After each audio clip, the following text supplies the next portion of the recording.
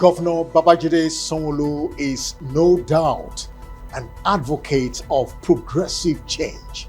This is evident in his administration's consistent and persistent determination to build a resilient and sustainable Lagos through inclusive governance, strategic alignment, partnership, and collaboration to transform the destiny of this great city, Lagos, and of course, its citizenry, Lagosians. These are evident in recent official engagements of Mr. Governor. So let's talk good governance from the Governor's Office platform on the City of Lagos TV show. Thanks for joining us.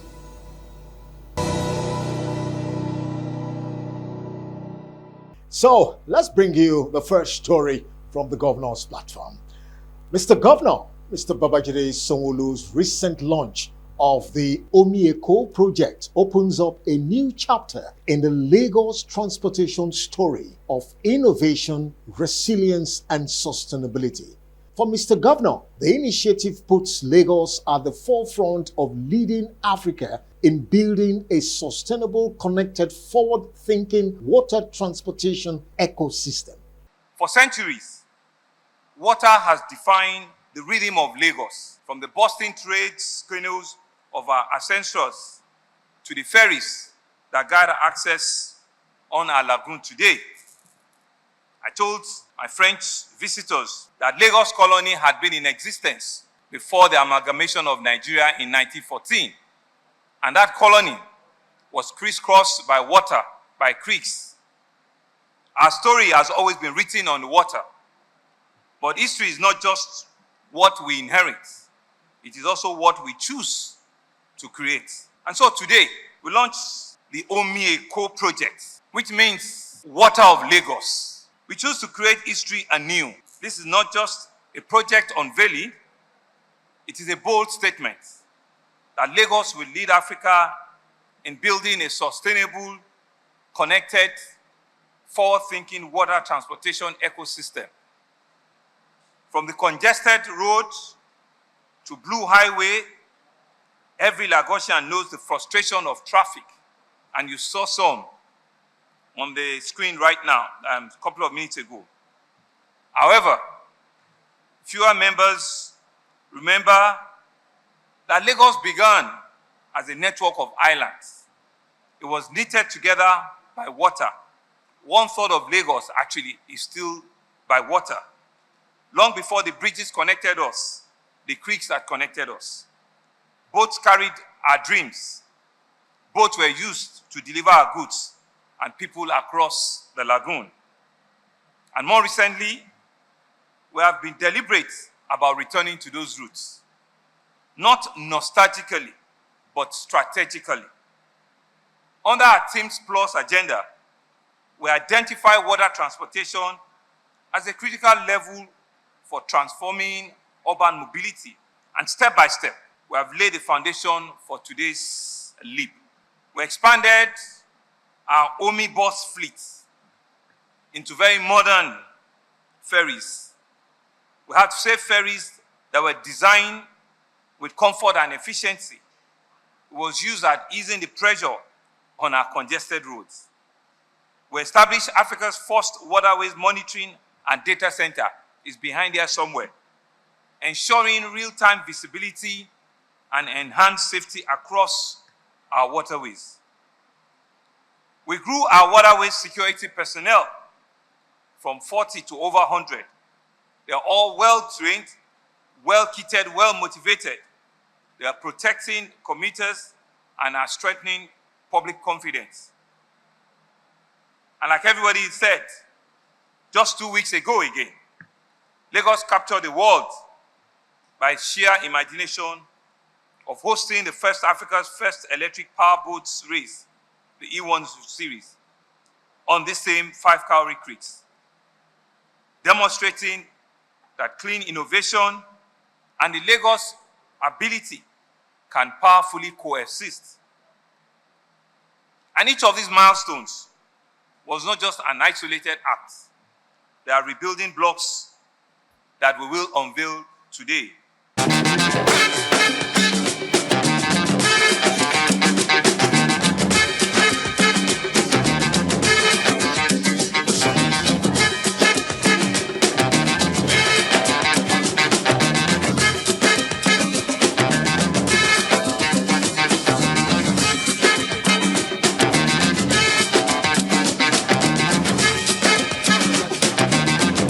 All right, thank you very much for...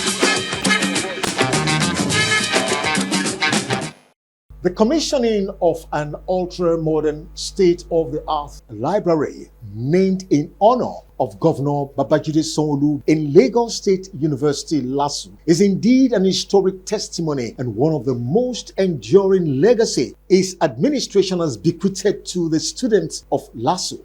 The governor, in his speech, noted that the library complex, considering its various unique facilities and infrastructure, stands as a testament of the state's unwavering commitment to intellectual empowerment. It is with deep humility and a profound gratitude that I stand before you here today. Not merely as your governor, but as a lifelong advocate, as a proud son of this soil, on the land in which possibilities, ideas will continue to birth. The moment is deeply personal for me, not because this edifice will bear or has borne my name, but because it represents the very ideals that have shaped my journey, and I'm sure a lot of journeys here. They believe that education is always the bridge between potentials and purpose. Education is what transcends just knowledge, is the most enduring legacy any generation can bequeath to the next. Today, we gather not just to commission a building, but to celebrate an idea. The idea that learning transforms destinies, and that libraries, though made out of steel and stone, are truly built with dreams and determination. And so you can see that indeed it's a beautiful edifice, but like beyond just the edifice is what it represents. It's what it will birth. Is the idea that this university continues to create. The Babajide Olushola Sanwo-Olu Library Complex stands as a testament of Lagos State's unwavering commitment to intellectual empowerment.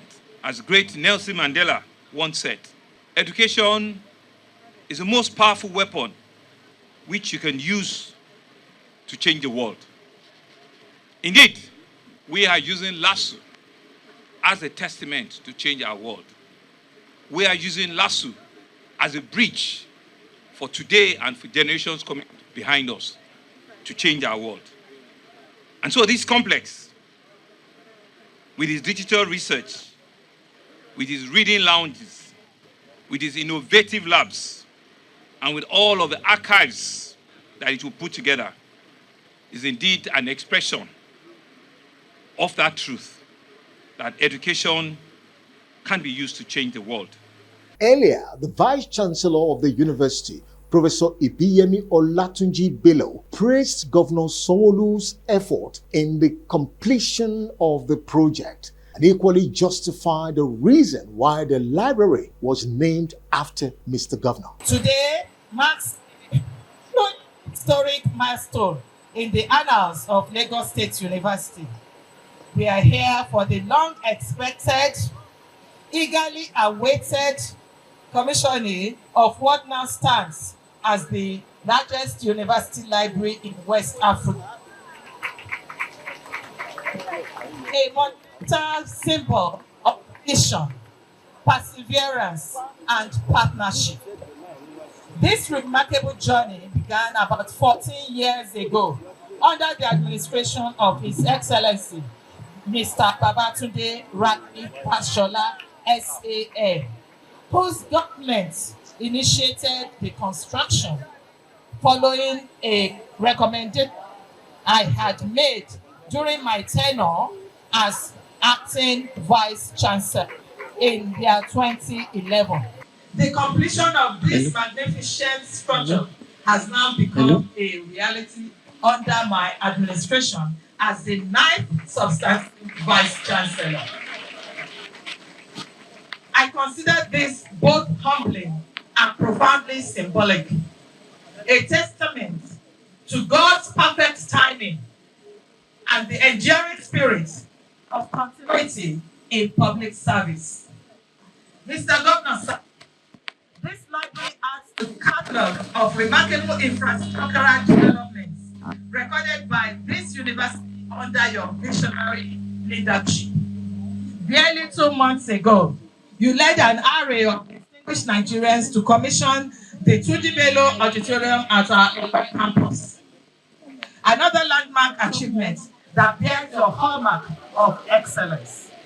We have chosen to name this monumental library in your honor, not only because its completion was realized under administration, but as a modest way of immortalizing your name in the evolving story of this university.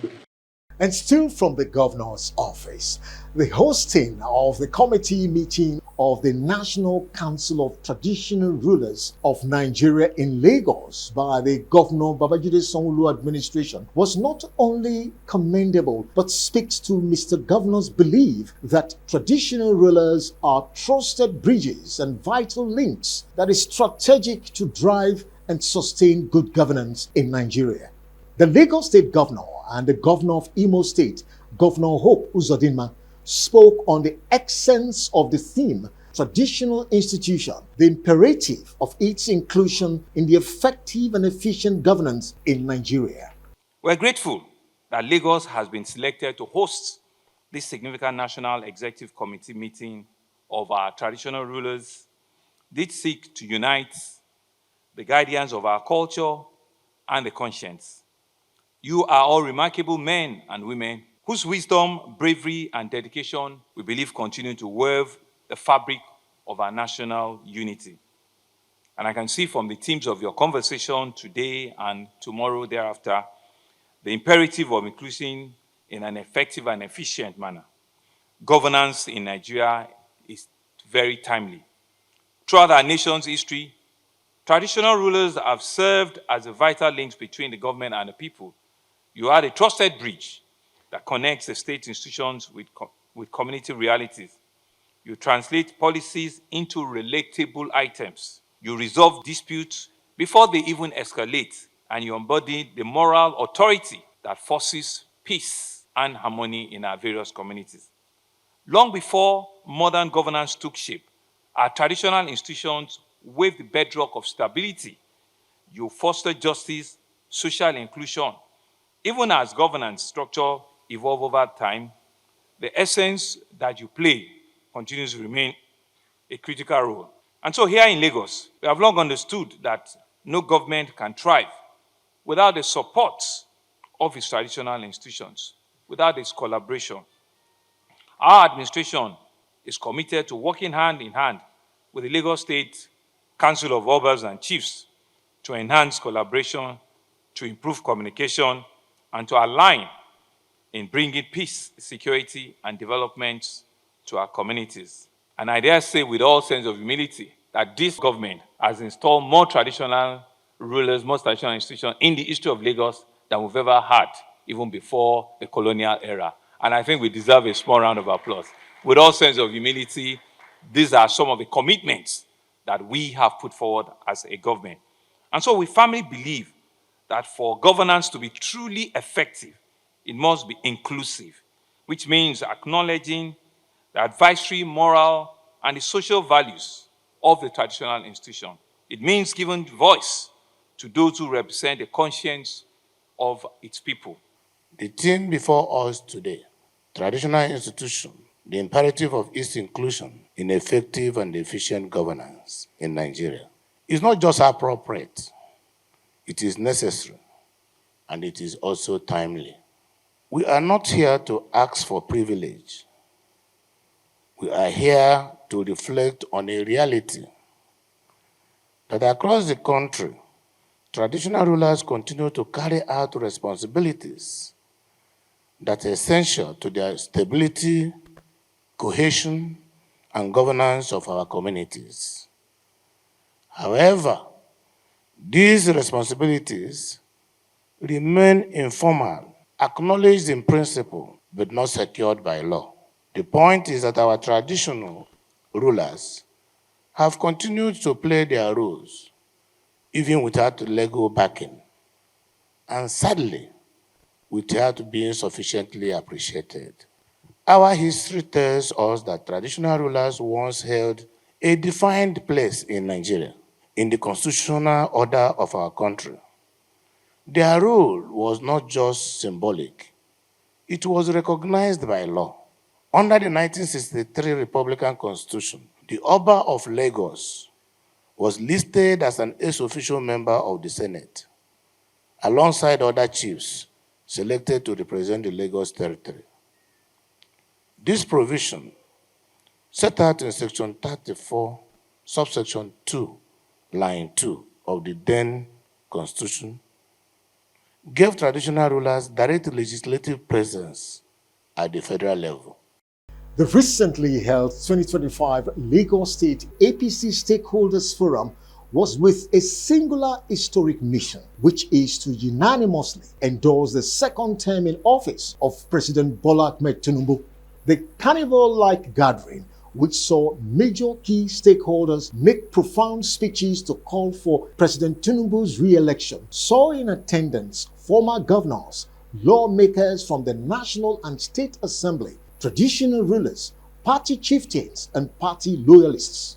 Governor Babajide Sanwo-Olu and key stakeholders conducted the endorsement exercise this way. My assignment is very simple. It's for us to see there's a need for this stakeholder engagement to stand and to rise for an endorsement. It's important for us to also let everybody in the nooks and crannies of our country know what this is all about. This is about our roots. This is about Lagos. This is about what we stood for. This is about what all of us as stakeholders in APC truly. Our president, President Bola Ahmed Tinubu, GCFR, the president and commander-in-chief of the armed forces, was once time the 12th governor in Lagos State. We have listened to all of our stakeholders here today, and by unanimous decision, which we are going to ask somebody to move and somebody to second, that all of the representatives of the stakeholders on this stage have come to the conclusion that he, President and Commander-in-Chief Bola Ahmed Tinubu, should present himself by the General House here as stakeholders in Lagos State APC for him to return as our president. I will ask one of our traditional rulers to move, and I will ask the Speaker of the Lagos State House Assembly to so second, so that it is an inclusive conversation here. Eshe? Ẹ̀rẹ́gbẹ́ wa bí ẹ̀yin tẹ́ ń ṣẹgbẹ́ yín jàtijàti. Ẹ̀rẹ́gbẹ́ wa bí. Ẹ̀rẹ́gbẹ́ wa bí. Ẹ̀rẹ́gbẹ́ wa bí ẹ̀yin tẹ́ ń ṣẹgbẹ́ yín jàtijàti. Ẹ̀rẹ́gbẹ́ wa bó ṣe rí. On behalf of the traditional rulers in Lagos State, I, Kabiru Adewale Shotobi, the Ayongunrin of Ikorodu, èmi tí mo ti jọba tí mo ti gbọ́ba mi tí mo ń forí adé sọ lẹ́ni wípé we in Lagos State we endorsed President Bola Ahmed Tinubu to go for the second time. So I moved. In view of the submissions made by stakeholders,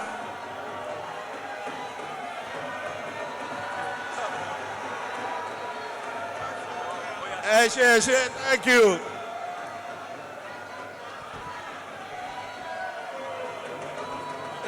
Solo. In view of the submissions made by all the stakeholders and motion just being moved by our Royal Majesty of Ikorodu, I do hereby second the motion on behalf of my colleagues from Lagos State House of Assembly and the people of Lagos State. I so second. So those are in favor say... Thank you very much. Thank you very much. You're still watching from the Governor's Office platform on the City of Lagos TV show. We'll take a short break. When we come back, we'll now bring you recent courtesy visits to Mr. Governor. We'll be right back. And now to some courtesy visits to Mr. Governor. The recent courtesy visit by the Board of Directors of the Nigerian Ports Authority, NPA, led by its chairman, Senator Adedayo Adeyeye, to Governor Sanwo-Olu was to acquaint him of the situation report based on the inspection tour of all the seaports across the country. The NPA chairman, however, noted the exemplary and commendable management of the Lagos seaports by the Lagos State government. The first thing we decided after our inaugural board meeting was that we need to even educate ourselves about this responsibility that has been given to us. So what do? We need to go and visit all the ports around the whole country and see things for ourselves. Lagos is where the big ports are, where the activities are. So we reserve it for the last. We've started the tour of Lagos today. As the governor of Lagos ports, we are the host of the biggest ports in Nigeria, the most effective ports. We are talking of Apapa Port, we are talking of Tinkan Port, we are talking of Lekki Port, Ikorodu Port, and all many other potentials that are still there. Badagry Port is coming up. So, we are so happy to be here to see you. That is why we are here. And also, we have learned a few things from our port managers. Some of the issues they may want us to intimate you with. But we discovered that this is the best environment we have seen in terms of community relations and the relationship of the government with the ports. They say they have no problem with Lagos State government. On his part, the Lagos State governor took the board members down memory lane, how his government and key stakeholders took a bold and strategic step to sanitize key seaports in Lagos State. He, however, promised the chairman and board members his government's full support, collaboration and partnership to keep the ports vibrant and conducive for business. And very critically too, this is the place where over 80 to 90% of the revenue of port activity, of the corporation is being generated. So it's important that we're all on the same boat, we're all on the same board, we're all on the same, line, and we can tackle these things very well. Mr. Chairman, sir, let me tell you, when we came in as a governor, when I came in 6.5 years ago, my first official trip outside, the moment I got sworn in, the first place I visited was Apapa Port. Why? At that time, the biggest national problem we had at the country was the issue of Apapa Port. Containers and the whole city was locked down based on the problem. Go and check, sir, in 1999. Yes. It was completely unpassable. It was completely run down. We were losing the city just because of the port issues. I still remember those pictures at that time, the crowd. There was a presidential task force that was set up at that time, Odumosu, and Okwefa, who is the MD of Nigerian Railways there. They were all there, and we all trooped out. In fact, Professor Shibajo, the vice president at that time, was also a chair of that committee. That was how important those assignment was. And to the glory of God, we came out, we gave commitment that we will solve the state within the shortest. Businesses have abandoned their offices. Yeah. People have abandoned their houses in Apapa. People have moved out. Honorable Ebanji will bear witness. Yes. Completely moved out. And we faced that problem together, at that time. And we were able to deploy government resources. We were able to challenge ourselves, and it became a political campaign and solution. If you talk as a government, people ask you, what of our Papa congestion? What of our Papa Grillo? It was a national conversation, and our people always forget. That is no longer there. Significantly, we have solved that problem, and every year we kept asking ourselves, how can we make that place, better than women? So it is not an only success that we want to directly, mention, but we're able to also reform and re-strategize the entire. We committed resources. Roads were built. Federal government also supported, extensively. But you remember that all the 17 connecting roads, Lagos State built them. The Lagos State Governor, Mr. Babajide Sanwo-Olu, recently received in audience the Chief Executive Officer of the Small and Medium Enterprises Development Agency of Nigeria with the issue of addressing the fundamental challenges of small, medium enterprises in the city of Lagos as a key subject matter of discussion. They both bear their minds on a solution-driven approach to meet the expectations of small and medium-scale enterprises in Lagos. We at the Small and Medium Enterprises Development Agency of Nigeria, at our last count, we had 39,654,385 nano, micro, small and medium enterprises across Nigeria. And a large chunk of them are in Lagos and operating in Lagos. These small businesses, many of them are confronted with a lot of challenges. And that's why the National MSME Council was set up. At the state level, Mr. Governor, you are the chairman of the council. We are statesmen and we are the secretariat. At the federal level, His Excellency, the Vice President, is the chairman of the council. We are the secretariat. What we've been seeing is that a lot of small business issues, are coming up, and many people are just running with that, even though many of them are not valid. One being some of the demolition that we're seeing. But Mr. Governor, many of these issues from double taxation, His Excellency, the President has tried with the tax reforms, and His Excellency the President has done a lot of heavy lifting for us already. But many of these things we can address at the State Council of SMEs. And at that State Council, Mr. Governor, you are the chairman. Anything you say goes. We have a report that we will share with you across the LCDAs, the problems that are confronting small businesses. And it will be important that you look at this thing every quarter, and then we can decide on the way forward. The council right now is being chaired by the permanent secretary for the Ministry of Commerce. And even though the permanent secretary is doing an amazing job, we think that the council will have more power if you convene the next meeting, Mr. Governor. And that meeting basically would get all the stakeholders, all the business member organizations, all the cooperatives, all the trade union heads for Lagos, all of them sit together and they sit before you. We have a dialogue, and after that dialogue, we'll come up with a plan on how we want to proceed. That's our first ask, Mr. Governor. The second ask, the National Council of SMEs we convened at the Presidential Villa last year is coming to Lagos. And we cannot hold that conference in Lagos without you knowing, without coming to take permission from you, without craving your indulgence to be there. Even though we are collaborating with the Ministry of Commerce to launch something called Mile 25. Mile is the Made in Lagos experience for 25. Just creating the experience for all the people who will be coming for 30 December. From the different attractions, what they can get in Lagos when they come. We want to launch it at this conference. So someone who's coming with a kid or 5, what can your kids do during the day? What can your kids do at night? What can your kids do over the weekend? We want to create the experience for all our visitors that come to Lagos. And it's something that Smedan will be supporting, because many of the people who own these enterprises fall under small and medium enterprises. As our last count, 96% of all the businesses fall under SMEs.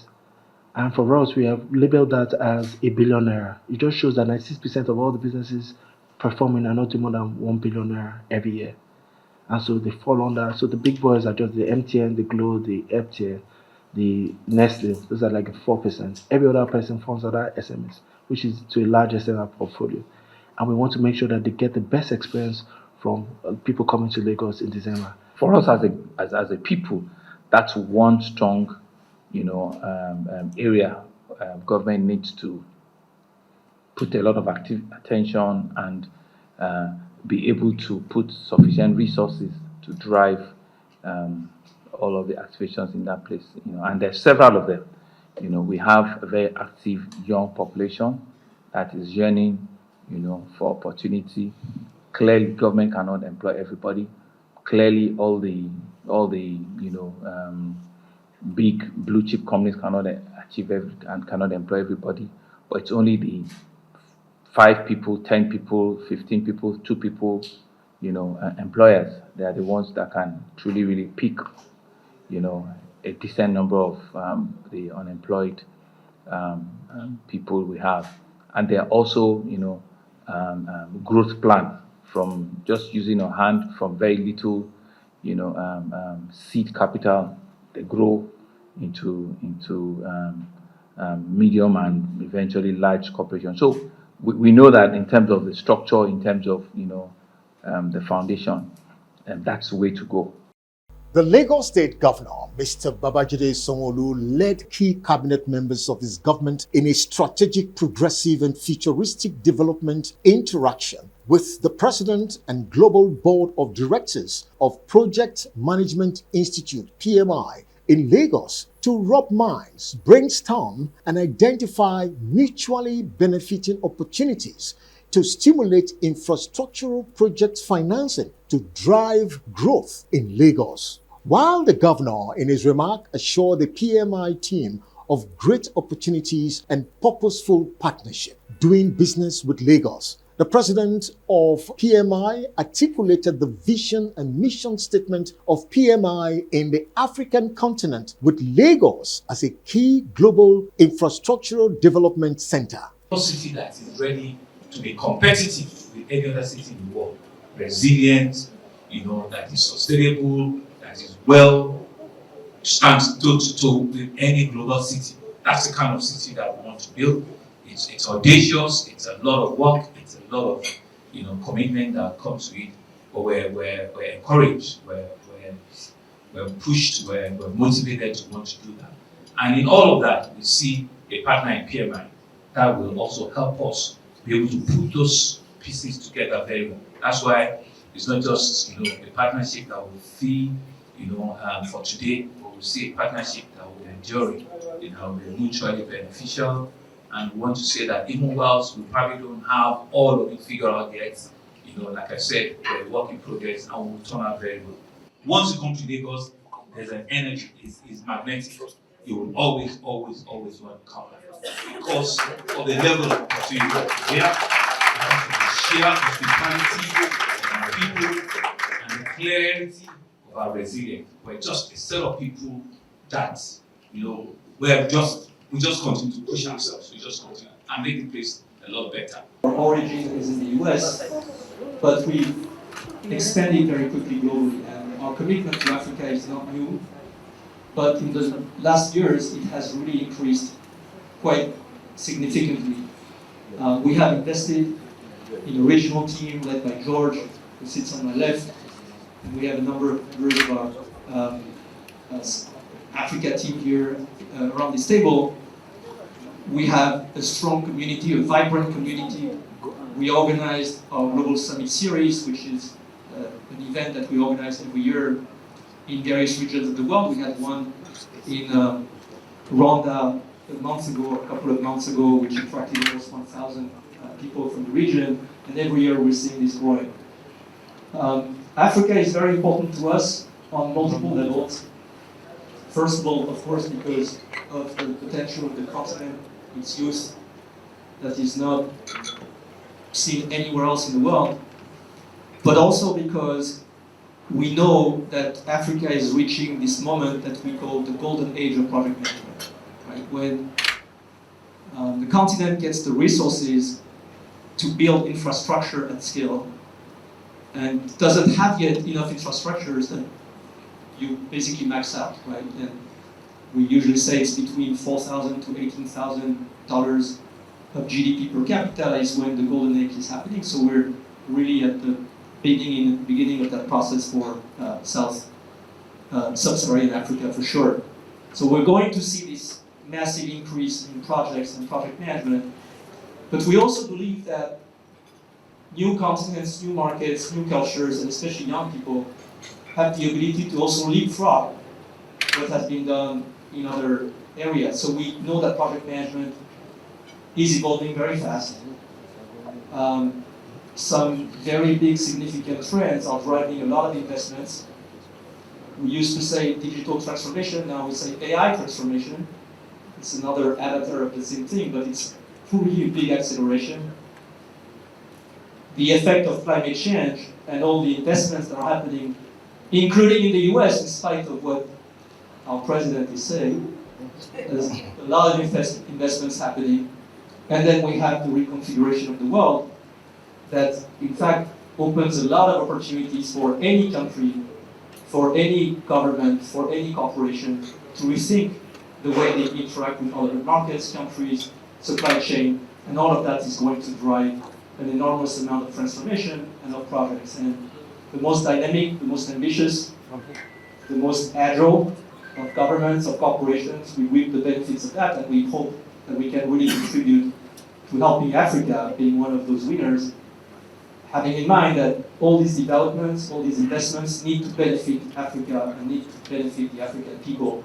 And finally, from the governor's office, Governor Babajide Sanwo-Olu recently received in audience ambassadors, consular generals, and heads of missions of various European Union countries in Nigeria. In their discussion and presentations, the leader of the delegation and Mr. Governor spoke on wide range of strategic infrastructural development support initiatives from the EU and a key innovative water transportation services. Most importantly, Mr. Governor emphasized that his administration's Themes Plus agenda have had strategic impact on the state's transport system. Now a new actor in Team Europe, actually, apart from our member states, apart from the European Investment Bank, we have also the European Bank for Reconstruction and Development, the EBRD. I think I mentioned to you last time that they were going to start operations in Nigeria, based in Lagos, and now it's a reality. We met this morning the new country representative, Mr. Amsa Al-Assad. Unfortunately, he had to travel abroad just after the meeting, so he could not come tonight. But I hope that he can meet you soon, explain to you the activities of the EBRD, to which Nigeria is now a shareholder of the bank. This is not only a beneficiary country, Nigeria is also the 77th shareholder of this bank, which historically was created, when after the fall of the Berlin Wall, and now is expanding operations to a few countries in West Africa, including Nigeria. And their president of the EBRD might probably come in the next few months to inaugurate, let's say, the office. And they are starting to hire their staff. They will have some 23 staff, local staff more than anything, in the next few months. So this is, as I say, a new ace in our game, because it expands our offer of financial instruments, of loans, especially towards the private sector, with possibility of loans in local currency, in nairas, with tickets a little bit, in average, lower than the big tickets of the EIB, and of course, working hand in hand with the EU delegation, also for blending operations.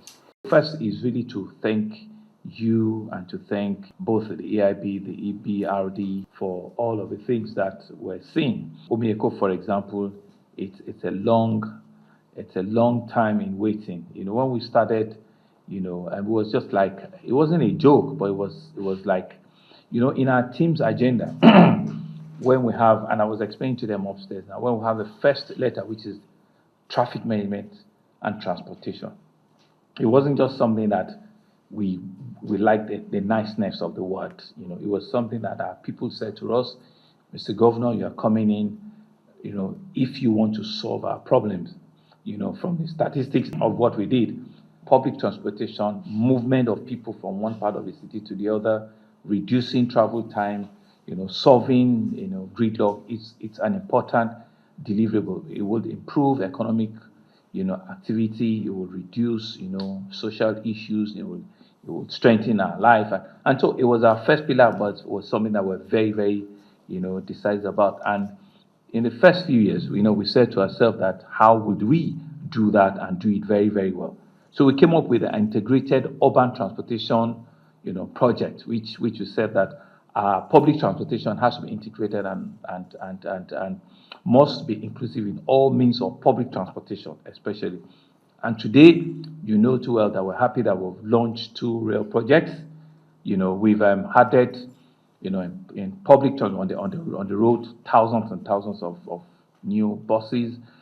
We apparently just brought in about another 3,000-4,000 taxis, and on the waterways, we've built about 14, small jetties and the rest of it. And so when we started the conversation of Omieko about 3-4 years ago, it was for us to make water transportation a better alternative for our citizens. And that's the picture from the governor's office this week. Join us on our next broadcast on TV Nigeria. Thanks for watching.